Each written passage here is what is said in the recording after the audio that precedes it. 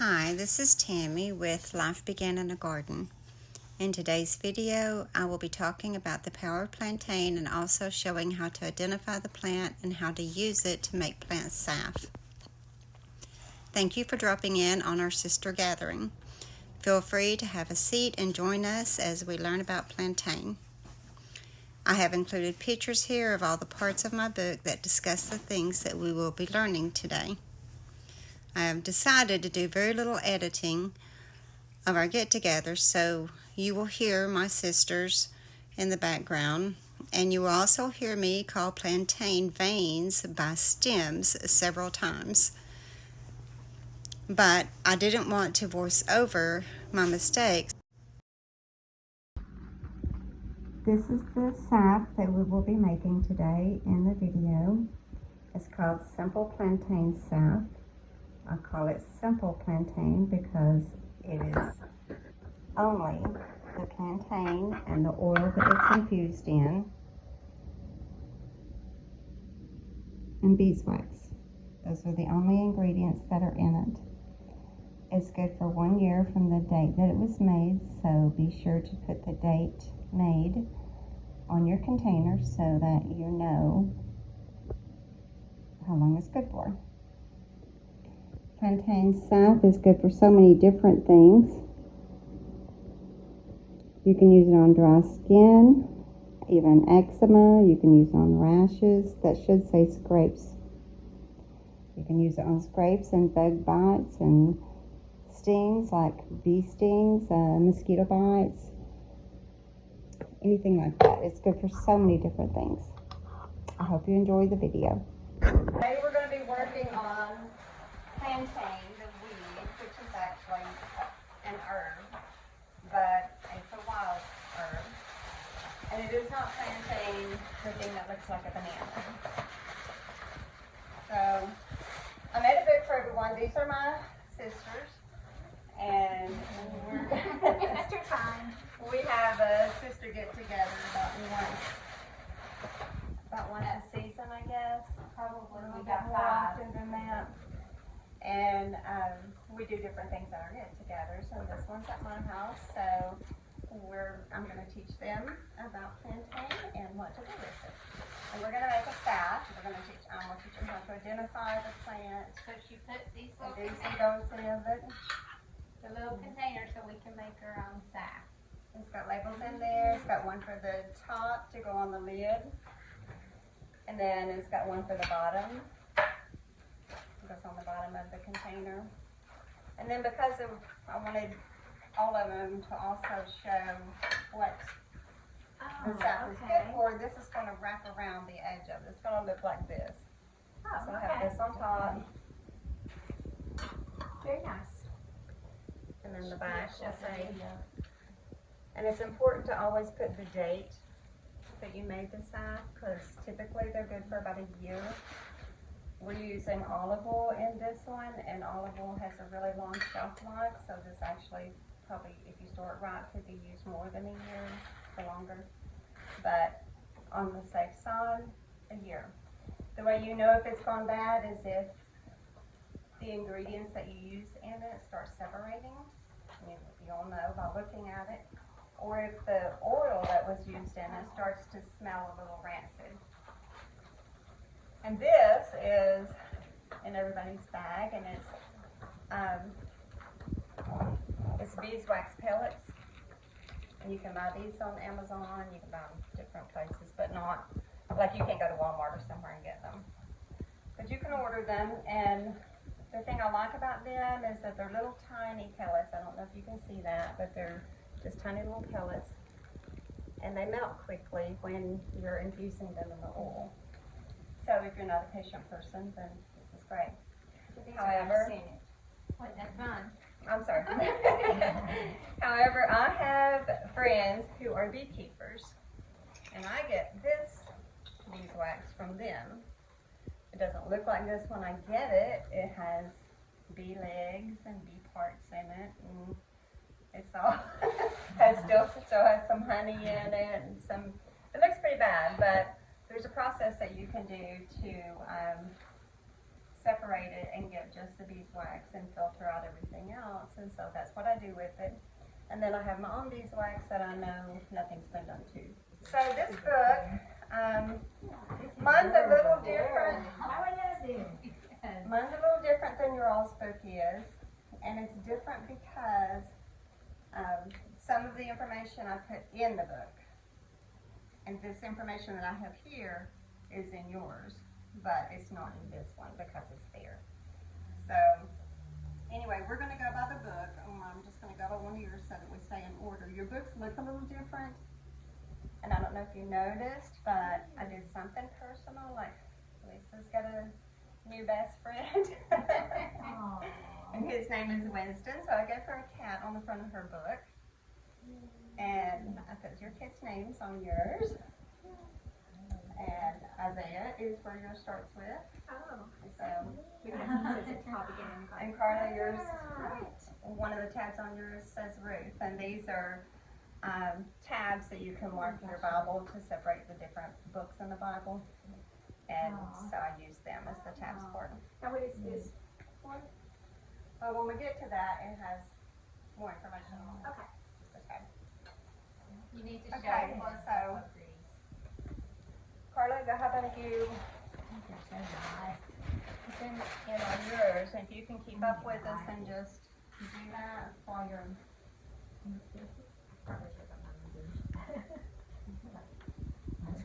Okay, there's two main.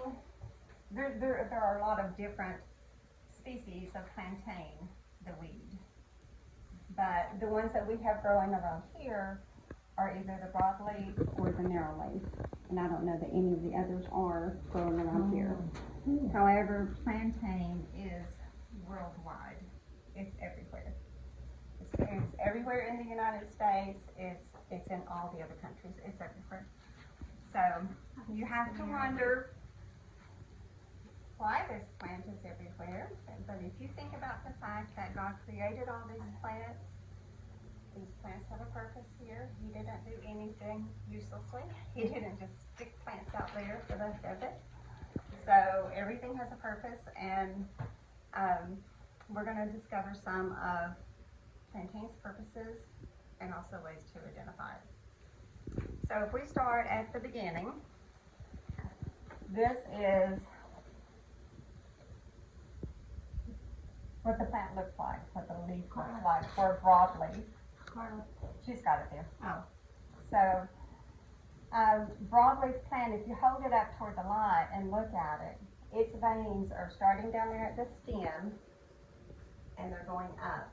They're not coming off of each other. They're all coming from that stem and they're going up to the top of the leaf. That's important because it's one of very few plants that does that. So when you're trying to identify it, that's a good way to know if you've got the right one, or one of their signs anyway, is that all those stems have to be going straight up. They cannot, lots of leaves have that one main stem that goes up and then it has a lot that branch off the sides of it. Plantain does not. So, and then for broadleaf plantain, these are, put this here where you can maybe zoom in on it. Those are the stalks. These are seeds, and they will open up and start to flower like that is there. They'll open up. But see how long the seed is on it? This is off of a baby plantain plant, so it's of course not as long, but the stem is not as long either. But that's both off of a broadleaf. Then the narrowleaf is different.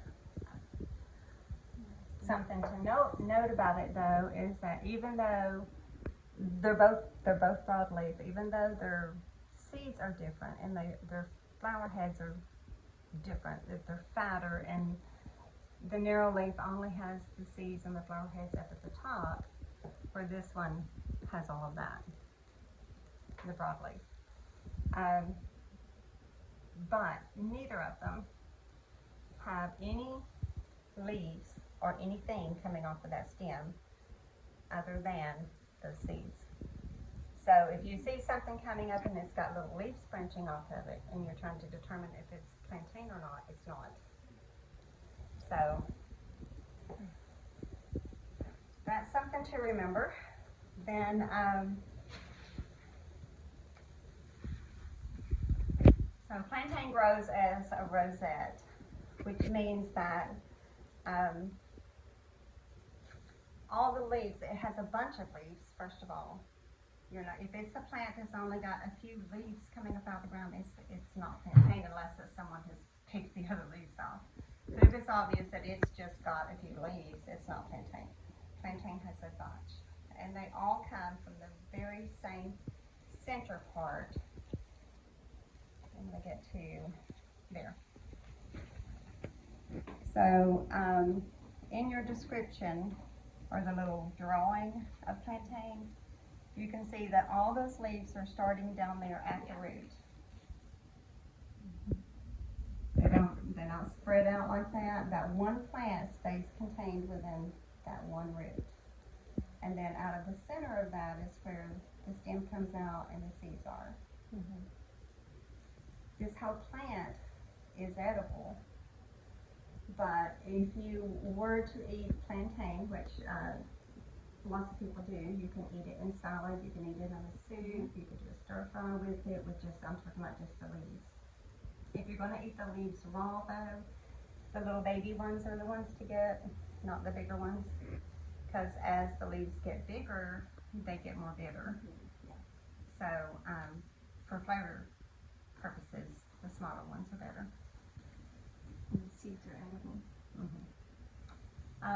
But there's other ways to use plantain. If you don't, well, first of all, let's go back to if you do decide to eat plantain, just like you should do with anything that you're putting into your body for the first time, you should do it in small amounts. So one leaf, one baby leaf, just try that and see, just to make sure your body is okay with that. The plantain is a very tame plant.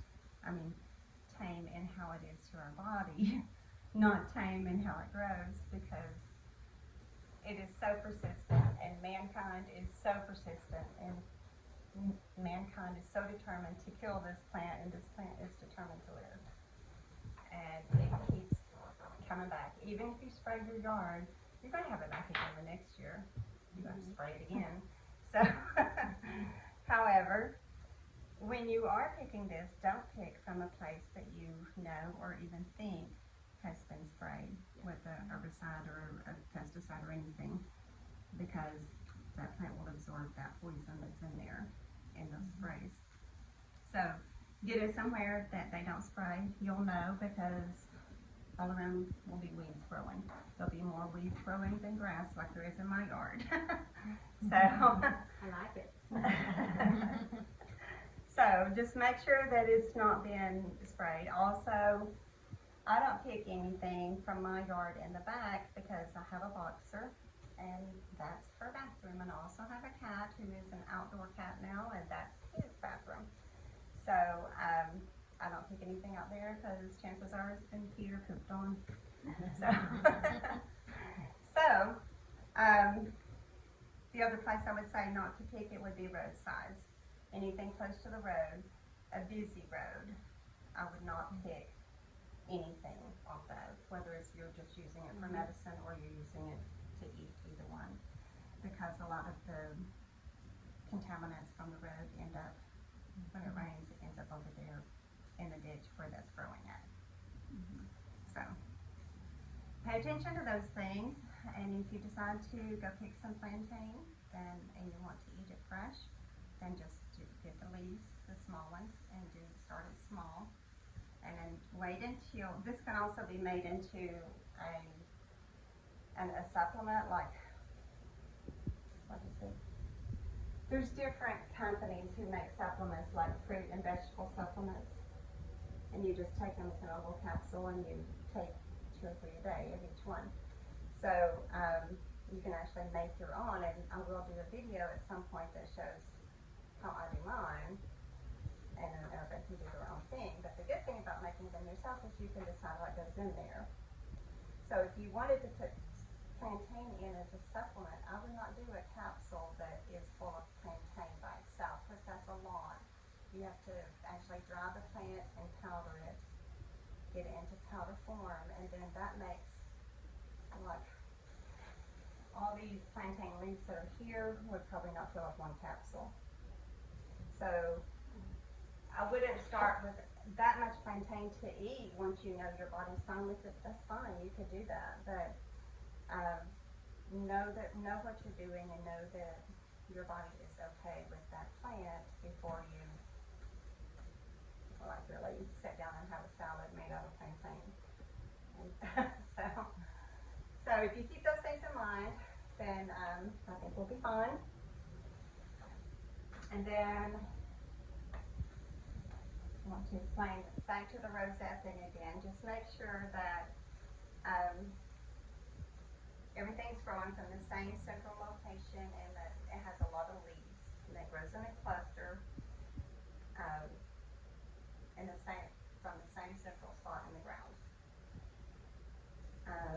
Both types of leaves that you would find. This is East Tennessee, by the way, so I don't know how it is in other states if the other species of plantain are there, but I've never seen anything but narrowleaf or broadleaf here. So both types, the broadleaf and the narrowleaf, have the flowers and the seed heads like I showed you. The time that they grow, they start growing, coming up out of the ground early spring, and they continue to grow until late fall. So really it's just winter that you won't be able to find it out there. And unless it is a mild winter, then you may still find them. Make sure that again that the leaves run parallel to each other from starting at the bottom of the leaf and going up. And then I included this little card in your, and it says plantain has 5 to 7 visible prominent veins that run down the length of the leaves. From the back you can easily feel them. You can feel them from the front also, but if you turn the leaf over to the back you can feel all those little veins if you rub your finger across it. Okay, that is all on identifying the plant, and we're going to go outside and just resume this when we get out there, but I'm going to see if we can go out and find some. Oh, is that it right there? So Is that okay? So yeah, see, it all comes off of one. Oh. So we did find some narrow leaf. It's over against the edge of the fence, and it is long. It has the veins are all going up the same direction. None of them are coming off of that main vein that is in the middle. If you rub across it, it's very... Be careful, there's lots of poison in that. Yeah, there is. You can feel every vein. And Carla, if you can zoom in on it closely, it's got a hairy texture. Can you pick that up? Okay. Yeah, along the edge I can see it. And it grows in a cluster, again, the rosette, just like the other plantain does. Has the same vitamins, the same nutrients, the same medical power that the broadleaf has. It's just a different species of the same thing. So, we're on the property on the other side of my house, and we're looking for the broadleaf plantain. I don't think there's any narrowleaf over here, so we're just looking for the broadleaf. And there's some broadleaf plants here, so I want to point out the differences in them so that people know. So this one, if you zoom in here, this is a plantain, by the way. This is the plantain leaf.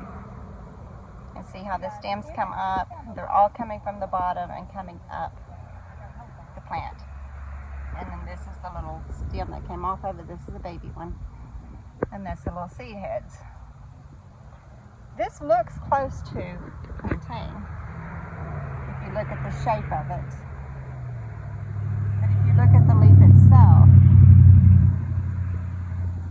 those stems, you've got the main stem that's going straight up, but then, or the vein, but then all the other veins in it are coming off of that main one. And then the edges of this are kind of serrated, they're not smooth like plantain is smooth. The edges are smooth. You can't feel anything there. You can there. And this leaf, also, I don't know if you can see it, but you can feel that it has a lot of texture to it. Like little ridges in the whole leaf. You can kind of see it too. And the back part feels rough when you rub against it. This doesn't. This is very smooth. The only thing you feel is the veins themselves. So show us the backs side by side. And which is which? This is plantain. I don't know what this is yet. And this plant does not have that little, I mean, it's there, and it's like a rosette, just like plantain grows. A little rosette of leaves all coming from the same spot there. But it does not have the stem with the little seed head, and the leaves are not the same. So when you look at it like that, there's a huge difference. And if you were here, you could actually feel it. There's a big difference. Can you feel the difference there, Carla? Yeah, this one's real smooth. That one's bumpy or something. Yeah. Okay. And then here's another example of, I don't know what this one is either, but it has little, it may be a younger leaf of that same thing. And it has a stem coming up out of it. But it's not at all the same as that.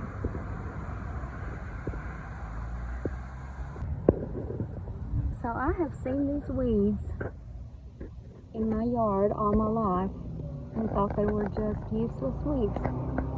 But they are actually useful herbs.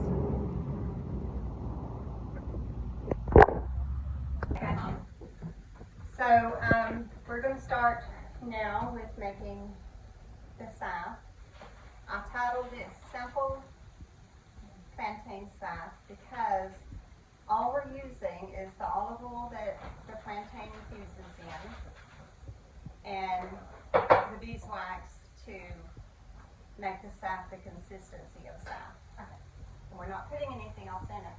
There are other things that you could put in there. You can take different plants and combine them together if you want a value of some of the value of plantain for what it does, but then you also want some of another plant for what it does for your skin. Yeah. You can combine your infused oils as long as you end up with the right measurement of it. You can, if I had comfrey, which makes a good salve too, but if I had comfrey and I had plantain and I wanted both of those, they each have their own properties, and if I wanted all of that in one salve, I can use some of the infused oil from the comfrey and some from the plantain. And if I'm doing 6 ounces, then I just need to make sure that the end result is 6 ounces of oil. So, and you can also, lots of people put vitamin E in it, and I do that a lot. The little gel capsules, just poke a hole in it and squirt that in there. It's just more benefit for your skin.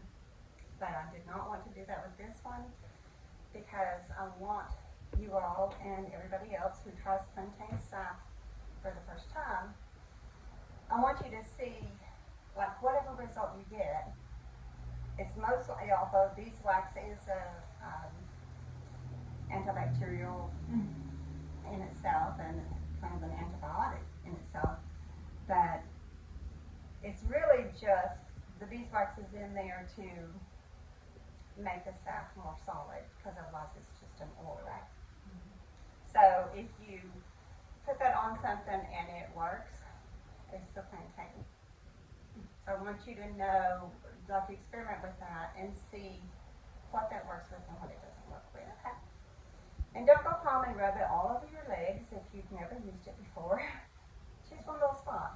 Usually your wrist is a good spot because that's for tender skin. So So if you're going to react to the salve, then you would. If you just rub a little spot on your wrist, look at it the next day, if everything's fine, it's fine. And plantain is not very likely to cause anyone to have a skin disorder. Its whole purpose here is to fix your skin. So it's very unlikely that it would cause a problem. Of course, if you are allergic to honey, then you don't want to use beeswax because the bees made that too. So that's my only precaution with that, or word of warning or advice is, if you truly are allergic to honey, then don't do beeswax. There's other things. You can use coconut oil instead of beeswax, and you can still get a consistency. You know, the coconut oil that comes in a solid, you can get your consistency that way. So there's other ways to do it, but I really like the beeswax, and that's what I use in all of mine. Okay, so we are going to make a salve, but I want to first tell you, I want Carla to zoom in. Carla's my sister, by the way. All these are my sisters. I want to zoom in on this page because this is why that I'm doing this YouTube channel. This is our mom when she was little. And Mom was such a supporter of me doing salve. And she used to bring me containers all the time for me to put my salve in. And she'd come in and she'd say, honey, think you could use this for your salve? And so she always used the Pond's facial cream. So she would all these little containers. I think she actually bought the small containers just so she could bring them to me to use afterward. So, you know, you just clean it out and sterilize it, and it's a great container to make your salve in. And then she brought me these. And they're the shoe cream.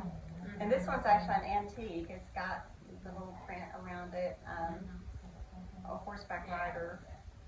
Anyway, so I use this one repeatedly, and I put the label on the bottom because I don't want to mess that up. So I'm afraid too many labels, so trying to scratch them off of there would mess that up. So I don't put one there, but I put it on the bottom, and then you can just soak it and fill it off when you're ready to reuse the container. So I'm going to make my salve in this. I try to hang on to her containers that she gave me just because every time I open one and try and use one, I can't not think of her. And so she's a part of it always. And also my granddaughter, my oldest granddaughter, is the first one that got me into making salve when she was little. She asked if we could make a salve one day, because she used to come spend the night with me on the weekends. And so the first salve that we made was plantain, and it is her favorite salve still to this day. So I kind of have to give her credit here too, and then of course God, because He put all these plants here.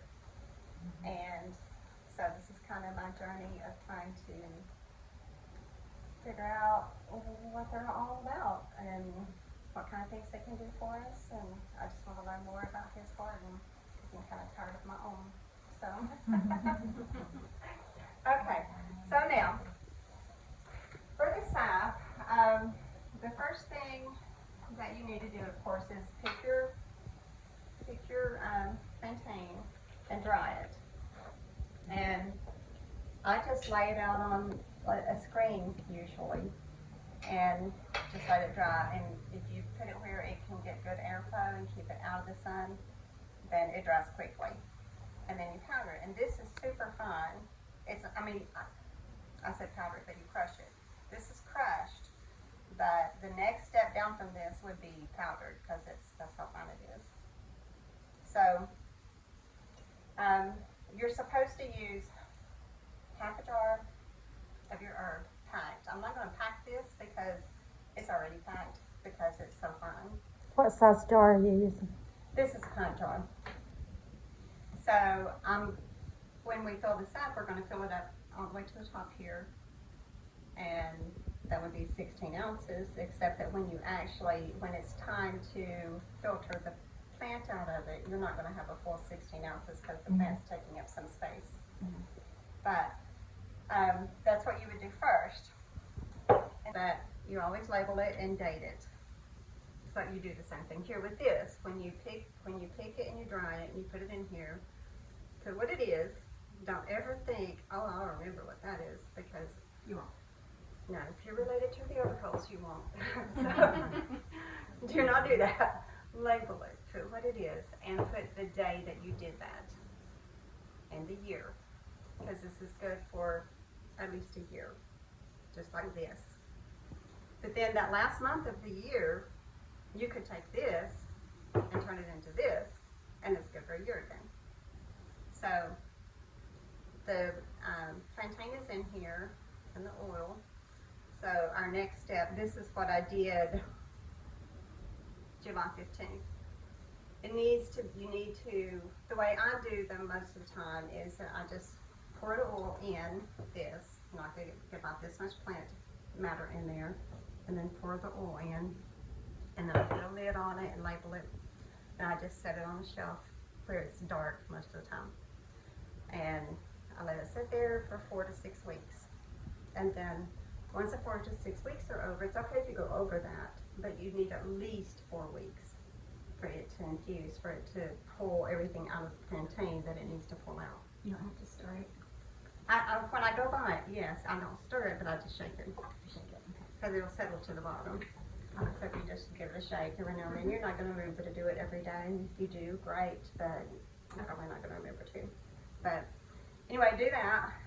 If you don't have time for that and you need that stuff now, then the best way to do it would be this. This is a candle warmer, and if you just infuse your oil, put your oil and your plant matter in here, and then set it in here and let it sit there all day, or even sit there overnight, then the heat from it will infuse it. I just feel like you get a better infusion if you let it do it naturally and slowly without the heat. But that's a good way to do it, and this is what I'm going to use once we put the candle wax in here. I'm going to use that to melt the candle wax. So again, it's not like a real hot, it doesn't get super hot, but it's hot enough to melt it. Another way you could do it is on the stove with the double boiler. So just use one pan and in another pan, have water in the bottom pan, set this in there, fill up your water to whatever the level of your oil is. And then don't let it just start boiling, because it'll boil, you know how it kind of bubbles up. That water will end up in your, which is the reason, which I didn't say, so I need to say this. The reason that you dry is to get all the water out, because water and oil don't mix. And it can actually get rancid, and you've wasted your time. Thank you for joining our sister get together. I hope you enjoyed it, and may God bless you, and I hope you have a very wonderful day. Your sack will still work, but it won't last that year that we were talking about. So, okay. So this has infused for a long time, and now it's done. So I'm going to use, I'll rub your spot. No, there's no, okay.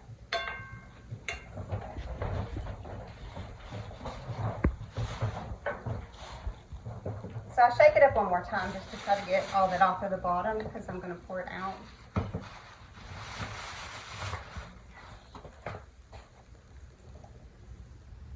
If you see the color of that, that's the plant matter that has infused into the oil. Because olive oil on its own is not that dark, although it does have some color. So this is, you can get these, like if you're doing blackberries or something, you can use these bags to strain seeds out. Usually if you're doing blackberries, you would wet this bag first, but not with this, because we don't want water in this. So Could you also use cheesecloth? you could use cheesecloth, you can use coffee filters. Okay. This kind, you know, you can just use that. But then when you squeeze it, you just gotta be careful that you don't tear it. Cheesecloth would be good. So I'll pour all this in there. See how green that is? Bless your ragweed. Yeah.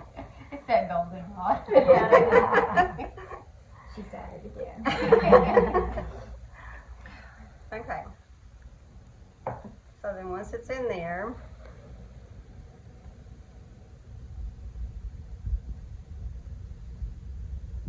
you can just, if you've got it up, I've actually got a stand that would hold this if I had used it, and it would just slowly drain. And that's what you would do with berries or something, because you don't want to get the pulp of that in there. But with this, all you're trying to prevent is getting those leaves in there. So you just squeeze it and try to get as much of that oil as you can.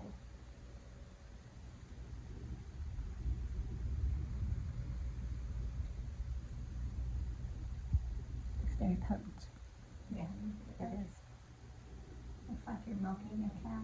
I know. It kind of feels like it too. A cow that has an issue.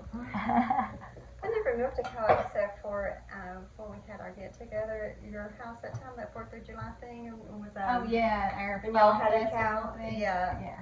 a fake wooden cow with little udders on it, and I milked it. Oh yeah, I remember that. For Yeah. Mom's, it was something celebrating Mom. Yeah, we each had our little booth Yeah, that we manned we for did the have kids that. to do. Do we put our, Okay. our little things in here? No, that's for you to take home to make your own. You're going to use mine here. Oh, okay. So that's so you can experiment at home and have your own Awesome. to do it with. Okay. So this is going to all get mixed together in one. Just because I can't pour it back in this one because it's still got that plant matter in it. We need that plate to put it over. Yeah, just in case.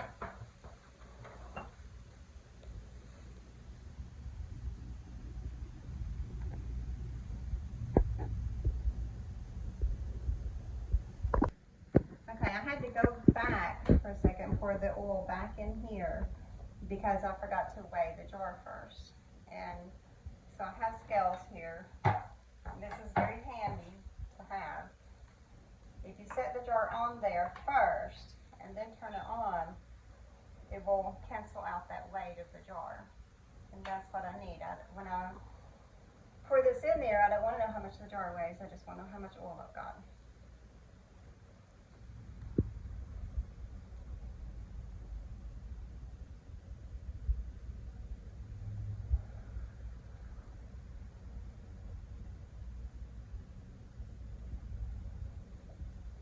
Okay, so this holds 16 ounces, but we have 12.3 ounces of oil, and that's because the plant matter was in there.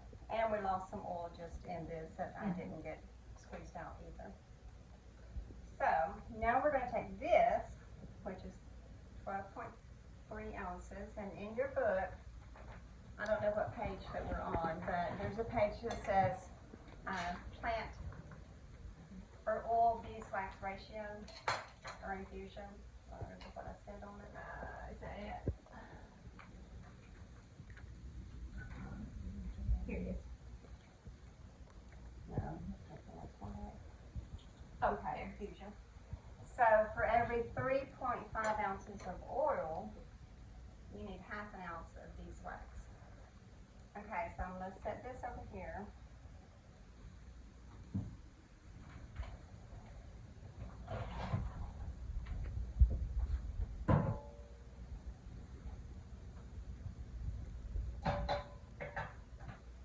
Now I'm going to cancel that. I'm going to cancel the weight of this out. This is another way to do it. If you set it on there and it gives you the weight, then you can push that and it cancels out that weight. So it's as though nothing's sitting there. And then I'm going to put this in, the beeswax, and we're going to stop at how many, what did you say? Almost 2, not quite 2 because you've got the 3.5, so you really quite a bit less than 2 ounces really, since we're guesstimating.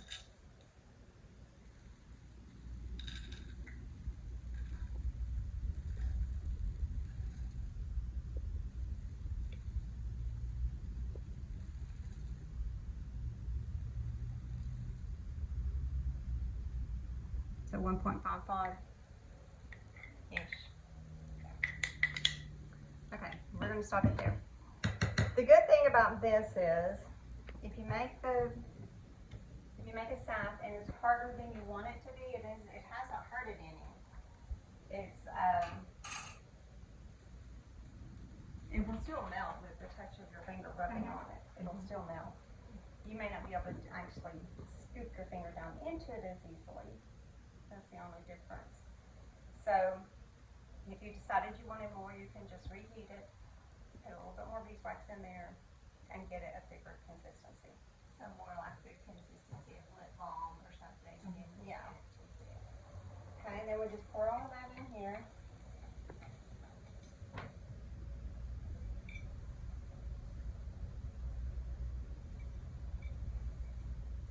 I put the lid on it just so that it helps hold the heat in.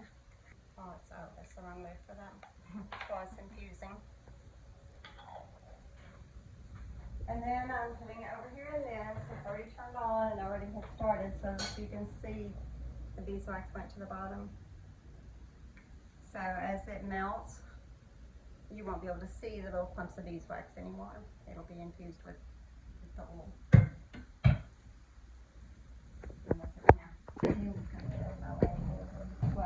Okay, so the oil and the beeswax have infused. The beeswax is melting good. I will tell you that took quite some time with the pellets. So now I'm just going to pour, and I'm going to do this over a plate just in case.